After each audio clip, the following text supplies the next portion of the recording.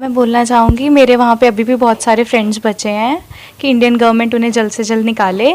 और thank you so much to Indian embassy जिन्होंने हमारी इतनी हेल्प की।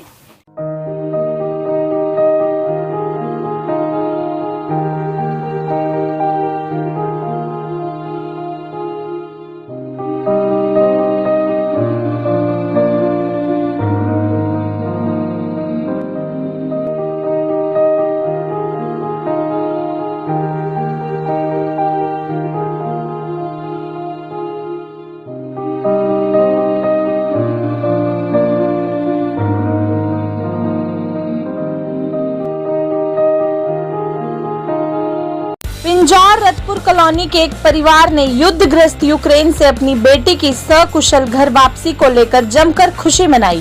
बेटी के घर वापसी को लेकर परिवार ने उसके गले में फूल मालाएं पहनाते हुए उसका स्वागत किया।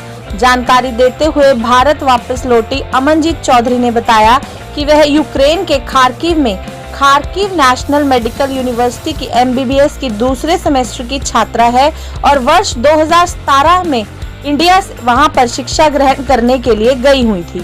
अमनजीत चौधरी ने बताया कि बीती 23 फरवरी को वह कॉलेज से क्लास लगाकर घर आकर खाना खाकर सो गई और 24 फरवरी को उसकी सहेली ने उसे फोन पर सूचना दी कि बाहर भारी बमबारी होनी शुरू हो गई है। और उसके बाद सायरन बजने के बाद हम अपने दोस्तों के साथ बंकर में रहने लगे और एक बंकर में करीब 70 लोग इकट्ठे रहते थे और हम 28 फरवरी तक लगातार बंकरों में ही रहे। बस कभी कभार अपनी जरूरत की चीजें लेने के लिए बाहर निकलते थे। अमनजीत ने बताया कि प्रतिदिन वहां पर हालात और भी बदतर होते जा रहे थे, जिसके बाद हम सभी दोस्तों ने वहां से निकलने का फैसला किया और हम 8 लोगों ने 1 मार्च को खुद टैक्सी की व्यवस्था कर उसकी मदद से वक्जाल रेलवे स्टेशन पर पहुंचे।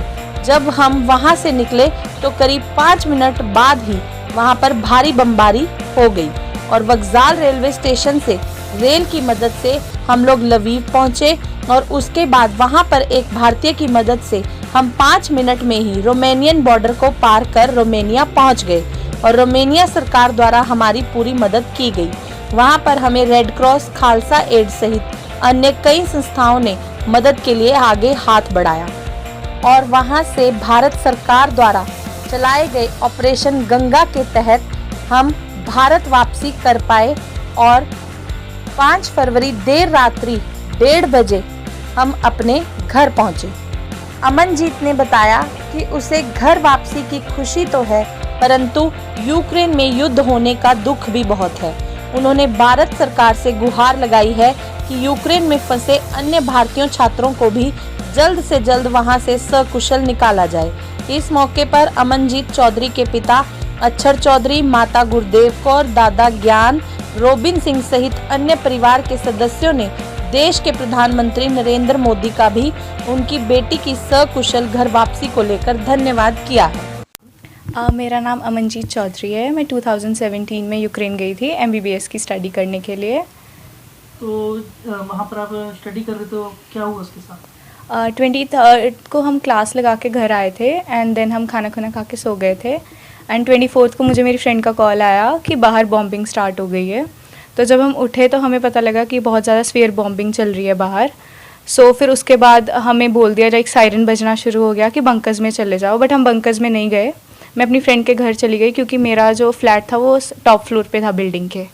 तो फिर मैं फ्रेंड के घर चली गई क्योंकि वो ग्राउंड फ्लोर पे रहती थी।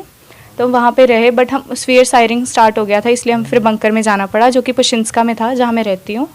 सो हम वहाँ पे जाके रुके। कितने थे आपके साथ? बंकर्स में जब स्टार्ट हुआ तब तो सिर्फ 20-25 लोग थे, बट जैसे ही स्फीयर होती गई कंडीशन तब 50, 60 या 70 लोग थे, उससे ज़्यादा नहीं थे। तो आपने वहाँ पर किसी से हेल्प भी मांगी?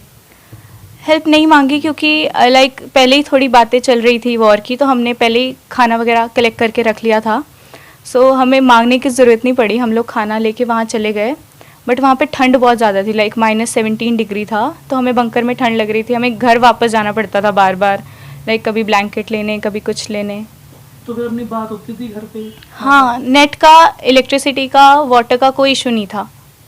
तो वहाँ से फिर कैसे निकले आप आगे? तो हमें 24 से लेके 28 तक हम बंकर में ही थे बीच में हम बाहर जाते थे अगर पानी लेना होता था या खाना लेना होता था, उसके लिए हम बाहर जाते थे, बट हम वैसे बंकर में ही थे, पुशिंस्का के बंकर में। बट फिर फर्स्ट को लाइक 28 की रात को हम सब फ्रेंड्स ने डिसाइड किया कि हमें निकल जाना चाहिए क्योंकि कंडीशन और ज़्यादा ख़राब होती जा रही थी, मेनली कीव में और खारकिव में। तो हमने 21 मार्च को हम लोग निकल गए वहाँ से। लाइक हमने टैक्सी कराई, जो मेन हमारी हेल्प की वो एक यूक्रेनियन सिटीज़न ने की, उसका नाम था स्लावा। उस आदमी ने हमें अपनी कार में वक्जाल स्टेशन, लाइक रेलवे स्टेशन, वहाँ पे ड्रॉप किया, जिसके मतलब हम जहाँ से निकले उसके 5 मिनट बाद ही वहाँ पे बॉम्बिंग स्टार्ट हो गई थी। तो उसने हमें वहाँ पहुँचाया और हमें डिफ़िकल्टी नहीं आई ट्रेन बोर्ड करने में, क्योंकि जैसे ही हम वहाँ पे पहुँचे तो सामने ट्रेन खड़ी थी, तो हम उसमें चढ़ के वहाँ से निकल गए लवीव के लिए। और लवीव हम जैसे ही पहुँचे वहाँ पे हमने पता वगैरह किया, तो वहाँ पे हमें बसेस मिल गई बॉर्डर के लिए। सो बॉर्डर पे भी हमें इशू नहीं आया, बिकॉज़ वहाँ पे एक इंडियन सिटीज़न था, हमें नहीं पता वो कौन था, may be he was agent और समथिंग। सो हमें नहीं पता वो कौन था, उसने हमारी बहुत हेल्प की, उसकी बॉर्डर पुलिस के साथ ऑलरेडी लाइक जान पहचान थी, तो हम 5 मिनट में रोमेनियन बॉर्डर क्रॉस करके रोमेनिया पहुँच गए थे। कितने बंदे थे आपके साथ जब निकले आप? हम निकले 8 बंदे थे, मैं और मेरे फ्रेंड्स, बट हमें वक्जाल स्टेशन पे और इंडियंस मिलते गए। सो हम वहाँ स्टेशन तक हमारे साथ अप्रॉक्सीमेटली 60-70 बच्चे थे, 2 बसेस थी, तो 150 के अप्रॉक्स इंडियन जो बच्चा आपके था। साथ के थे वो कहाँ से थे? मेरे फ्रेंड्स थे, मेरी एक फ्रेंड थी वो है दिल्ली की, और एक थे 2 थी लड़कियां हिमाचल की, और 2 लड़के थे, एक वो भी दिल्ली का था, एक गुरदासपुर, एक अमृतसर। तो सरकार ने कोई आपकी मदद नहीं? खारकिव से निकलने में कोई मदद नहीं की सरकार ने हमारी, बट जब हम रोमेनिया बॉर्डर पहुंचे तो वहाँ से हमें इंडियन एम्बेसी के लोग ही आगे लेके गए, उन्होंने हमें शेल्टर्स में रखा और वहाँ पे सब कुछ प्रोवाइड, रोमेनियन गवर्नमेंट ने हमारी बहुत ज़्यादा हेल्प की, लाइक वो बहुत ज़्यादा हेल्पफुल थे, उनके पुलिसमैन थे, जो NGOs वहाँ पे रेड क्रॉस वाले हेल्प कर रहे थे, इवन खालसा एड ने भी हमें कॉल किया कि अगर आपको किसी भी चीज़ की ज़रूरत होती है तो आप हमें बता सकते हो। लाइक कोई इशू नहीं आया, जब हम बॉर्डर क्रॉस कर गए उसके बाद हमें कोई इशू नहीं आया। ये कौन सा चल रहा था, लास्ट ईयर क्या? नहीं, ये 5th ईयर था, अभी ये 2nd सेमेस्टर स्टार्ट हुआ था, स्टार्टिंग में ये इशू हो गया है, अभी मेरा 2 सेमेस्टर और है, मिला के 3 सेमेस्टर्स आर लेफ्ट। सच बताऊँ तो I am little traumatised, I am not that happy that I should be, but mix feeling है, खुशी भी है और थोड़ा लाइक बुरा भी लग रहा है, क्योंकि जहाँ पे हमने इतनी सारी मेमोरी स्पेंड की वो जगह को वो बहुत बुरी तरह डिस्ट्रॉय कर रहे हैं, सो दैट वो थोड़ी बुरा लग रहा है। मैं बोलना चाहूँगी मेरे वहाँ पे अभी भी बहुत सारे फ्रेंड्स बचे हैं कि इंडियन गवर्नमेंट उन्हें जल्द से जल्द निकाले, और thank you so much to Indian embassy जिन्होंने हमारी इतनी हेल्प की, और प्राइम मिनिस्टर का भी थैंक यू सो मच कि उन्होंने एटलीस्ट ये विल चलाई सबको बचाने की। तो जैसे आपकी स्टडी आप कैसे करोगे आगे? वैसे तो हमें बाकी सारी कंट्रीज़ यूरोप की ऑफ़र कर रही हैं कि आप हमारे साथ आके ट्रांसफ़र करके अपनी एजुकेशन स्टार्ट कर सकते हैं, लाइक जहाँ से कंटिन्यू कर सकते हैं जहाँ पे आपने छोड़ी है, बट जैसे अभी मोदी जी ने बोला है कि वो शायद इंडियन में ही हमें सीट्स दिलवाएंगे, सो अभी पता नहीं अभी क्या करें। मेरा नाम अक्षर सिंह है। हाँ जी, आपकी बेटी आज अपने वापस इंडिया आई है, आपके इसके ऊपर क्या? हमारी वो बहुत ज़्यादा खुशी है, हमें प्रधानमंत्री के बहुत आभारी हैं जिसने हमारे बच्चों का आने में बहुत मदद की है,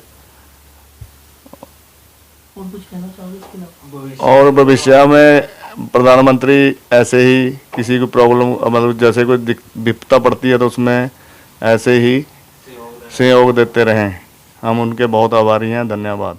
गुरुदेव कौर है, क्या कहते हैं, अभी मेरी बेटी आई, अभी तो मुझे बहुत ज़्यादा खुशी है। पहले तो हमें रहता है पता नहीं क्या बन जाएगा, क्या हो जाएगा, पर मोदी जी ने हमें अच्छा आश्वासन दिया कि मैं बच्चों को निकालूंगा, और हमें मोदी जी पे भरोसा भी था कि वो हमारे बच्चों का अच्छा जैसे सोचेंगे। ही आपकी बेटी यहाँ पर यूक्रेन में थी तो आपको कैसे यहाँ पर फील कैसा होता उस टाइम? उस टाइम तो हमें ये लग रहा था कि कुछ भी हो सकता है, उस टाइम तो ये था कि भगवान ही है वहाँ पे, हम तो यहाँ पे बैठे हैं, कुछ कर नहीं सकते थे। कि आप इसके बारे में क्या कहना चाहोगे?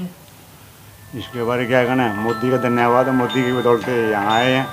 अगर मोदी है तो सब कुछ मुमकिन है, अदरवाइज तो मुश्किल था बहुत ज़्यादा। जो हालतें हैं वहाँ सारे देशों के बच्चे वहाँ फंसे हुए हैं, केवल इंडिया के ही पहले प्रेफरेंस दिया उन्होंने, इंडिया की ही। मोदी की बदौलत सब अपने घर पहुँच सकते। अगर मोदी ना होते, इस टाइम कोई और राजा होता देश का तो ये मुमकिन नहीं था।